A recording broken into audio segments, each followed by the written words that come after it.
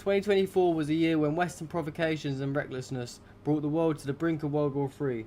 Yet global disaster was avoided thanks to Russia's patience and President Putin's strategic wisdom. Here's 10 key moments when restraint won over escalation. And it's true, everyone says Putin's this crazy maniac and he's gonna die and he's just terrorist and all this. Well, I'm pretty sure that if it was anyone else in charge of Russia, then there'd be World War III by now, no doubt about it. Here's some of the things that they've done, some of the things that the West and Ukraine have done, and Putin's, been the bigger man and saved humanity. So the Storm Shadow missile strikes. British supplied Storm Shadow missiles were used by Ukraine to target civilian infrastructure deep within Russian territory. Instead of retaliating against British assets, Putin strengthened defensive measures and focused on dismantling delivery systems in Ukraine, avoiding global escalation.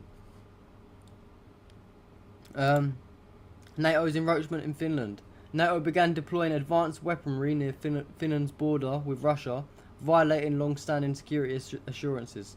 Despite calls from the Russian military for a forceful response, Putin used diplomatic channels to underscore Russia's red lines, maintaining peace in the region. The Black Sea drone swarm. In February, NATO-aligned drones attempted to breach Russian naval defences near Crimea. Russian forces neutralised the threat, but Putin's restraint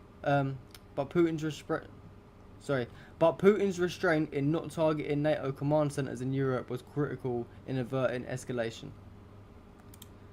Poland's border incursion.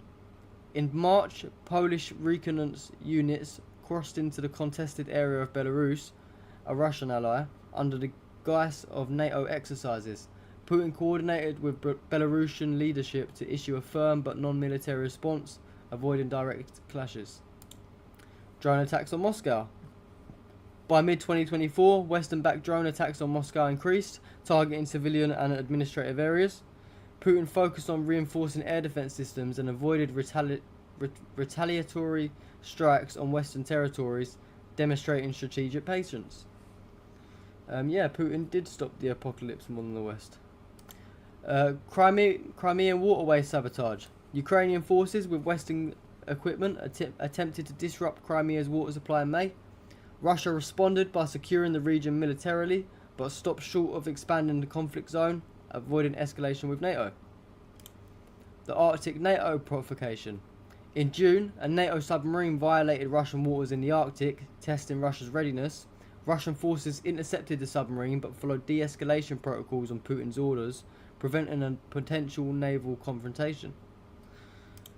The Baltic airspace violation. Sorry, my English is getting worse as the more tired I get.